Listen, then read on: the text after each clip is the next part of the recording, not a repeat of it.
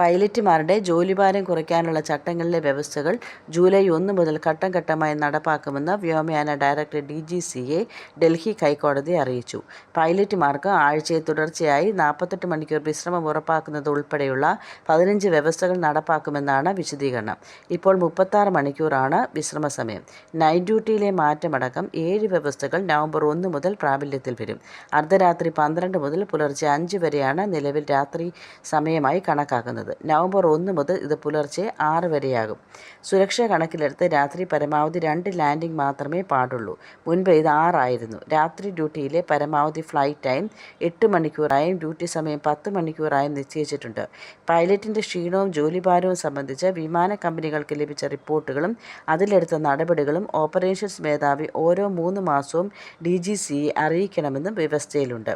2024 ജനുവരിയിൽ വിജ്ഞാപനം ഇറക്കിയിരുന്നുവെങ്കിലും വിമാന കമ്പനികളുടെ എതിർപ്പിനെ തുടർന്ന് നടപ്പാക്കാൻ വൈകി.